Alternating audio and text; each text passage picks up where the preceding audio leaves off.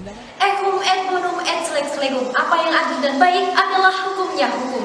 Assalamualaikum warahmatullahi wabarakatuh. Shalom, Om Swastiastu, Namo Buddhaya. Perkenalkan, kami dari tim Sultan Babula dengan saya Puji Rayu sebagai pembicara pertama yang akan mendudukkan argumentasi dalam latar belakang mosi dan filosofi konsela Pancasila. Sementara pembicara kedua kami Yogi Syaputra yang akan mendudukkan argumentasi berdasarkan landasan yuridis, teori dan dogma hukum. Dan pembicara ketiga kami Ibnu Khaldun Artavela yang akan mengkonstruksikan pada studi komparasi yang kemudian dihadirkan gagasan serta solusi pada mosi kali ini. Dewan juri yang terhormat, berkaitan dengan mosi perdebatan kali ini, yakni urgensi pemindahan ibu kota negara. Dan untuk pertama kalinya, kami menyatakan sikap tegas dan lugas, maksudnya kami menolak lahirnya mosi perdebatan kali ini.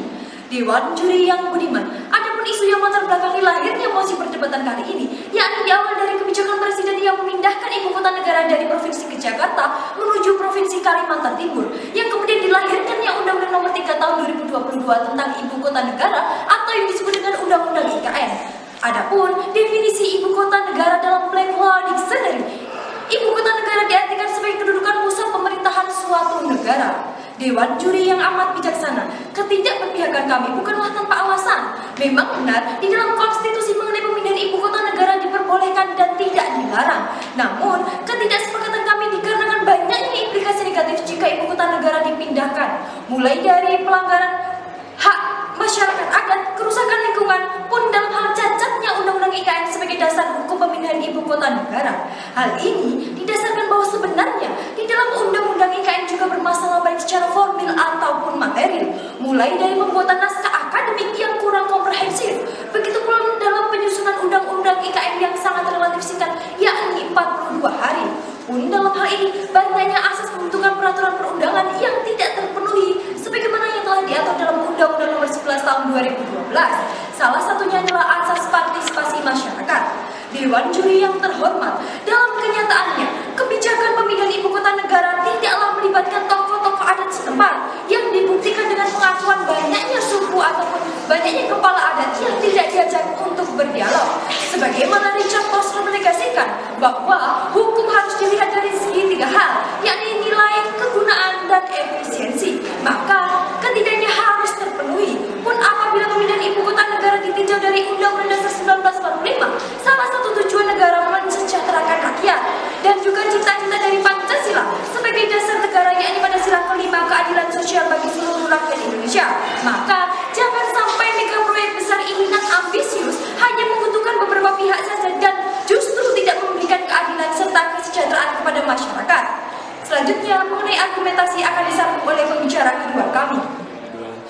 Dewan juri, kedudukan kami terhadap mosi perdebatan pada ini sebagai tim kontra, maka dari itu saya akan membuktikan bahwa urgensi pemindahan IKN tidak selaras dengan prinsip kemanfaatan dan juga prinsip kepastian dalam sebuah kebijakan. Tetapi sebelum melanjutkan argumen saya akan membuktikan dampak aktual pemindahan IKN yang akan saya bagi dalam dua ranah politik hukum. Yang pertama, secara ius konstitutum. Dalam Undang-Undang Nomor 3 Tahun 2022 tentang IKN, khususnya pasal 2 poin B menyebutkan bahwa ibu kota Nusantara memiliki visi sebagai kota dunia untuk semua yang dibangun dan dikelola dengan tujuan untuk sebagai penggerak ekonomi di Indonesia di masa depan. Lalu Dewan Juri yang menjadi urgen dari tinjauan yuridis tersebut, apakah dengan pemindahan ibu kota dapat menurunkan kemiskinan yang ada di Indonesia?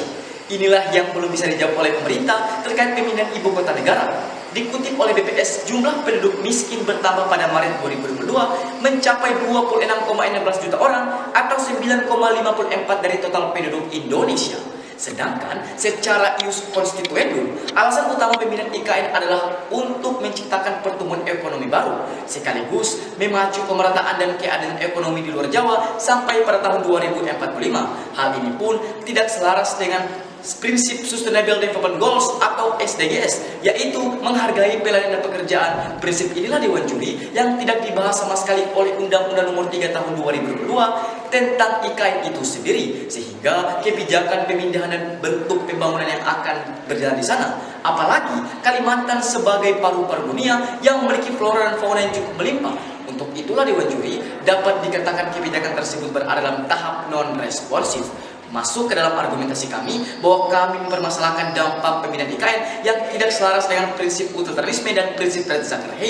Mengacu pada pasal 14 Undang-Undang Nomor 32 Tahun 2009 tentang perlindungan dan pengelolaan lingkungan hidup yang mengatakan bahwa negara telah mengatur strategi dan instrumen pencemaran dan atau kerusakan lingkungan hidup. Salah satunya adalah kajian lingkungan hidup strategis. Selaras dengan hal ini, teori integratif Romli Atma Sasmita bahwa birokrasi pemerintahan harus arah dan sejalan dengan tujuan Pancasila dan Undang-Undang Dasar tahun 1945, sehingga konotasi dari sebuah kebijakan pemindahan IKN tidak mencerminkan hal tersebut. Untuk itulah demi mewujudkan lex semper debit remedium, yakni hukum sebagai obat, kami tidak ingin atau tidak setuju pemindahan ibu kota negara dari Jakarta ke Kalimantan. Kami ingin adanya satu grand design, yakni untuk memastikan interkonektivitas dari seluruh sistem pembangunan penegakan ibu kota baru. Kemudian yang kedua, kami ingin adanya satu organisasi demi mewujudkan yang namanya kesejahteraan dalam kebijakan pemindahan ibu kota baru. Untuk itulah kami ketidaksetujuan kami Politiai Utilitas Sun Consilia Pro Bono Communium Populi, yang dimana kesejahteraan masyarakat berada pada hukum tertinggi dalam sebuah masyarakat itu sendiri.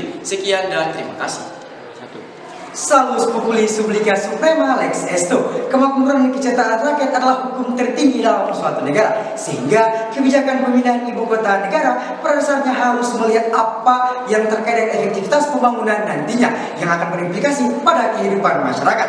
Dewan Juri yang terhormat, melanjutkan apa yang telah disampaikan oleh pembicara pertama dan pembicara kedua dari tim kami, maka sebagaimana adigium lex semper debit remedium, hukum sejatinya adalah obat. Maka dibutuhkan sebuah racikan yang tepat untuk menjawab segala bentuk problematika akan pemindahan ibu kota negara. Maka kami menawarkan proposal gagasan yang memuat 3 aspek efektivitas hukum, yakni legal substance, legal structure, and legal culture. Yang pertama, dari segi legal substance, mengacu pada pasal 14 Undang-Undang Nomor 32 Tahun 2009 tentang perlindungan dan pengelolaan lingkungan hidup, yang mengatakan bahwa negara telah mengatur strategi dan instrumen pencegahan pencemaran dan atau kerusakan lingkungan hidup. Salah satunya adalah kajian lingkungan hidup strategis atau KLHS. Sebab dalam konteks pergeseran strategi mewujudkan pembangunan berkelanjutan ibu kota negara baru, yang menjadi peran KLHS yang menjadi penting adalah sebagai langkah awal pencegahan pencemaran dan atau kerusakan lingkungan.